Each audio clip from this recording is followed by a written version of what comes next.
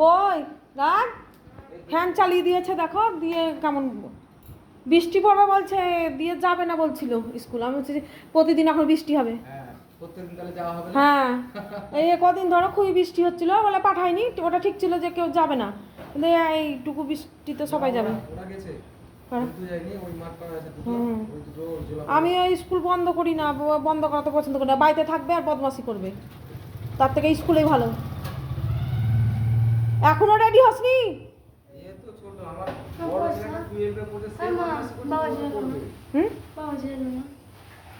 বাবা এলো না তো যাওয়া। মা তোমার কাছে খুচরো পয়সা আছে গো? দিয়ে দাও, ওটা দিয়ে দাও।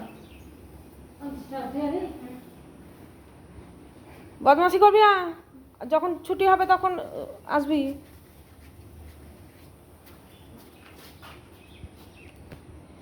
ছেলে স্কুলে গেল, আমি এবার স্নান করে রান্না করবো, রান্না করতে বসবো। আমার এবার ঘরের কাজ আছে, আর মা তো পুজো করছে, পুজো করতে বসে গেছে।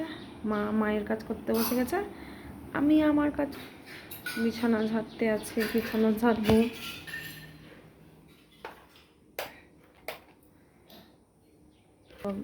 উঠিয়ে রেখেছে, বিছানা সব নোংরা হয়ে আছে, বিছানা ঝাড়বো, ঝাড় দেবো, এগুলো করার পরে তখন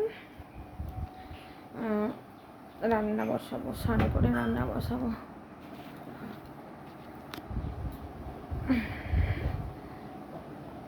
আমাদের একটু ধরো তাড়াতাড়ি রান্না বসে, এখন 10টা বাজে, তো এই 10টার সময়তে রান্না ধরো বসে যাবে, বসাবো।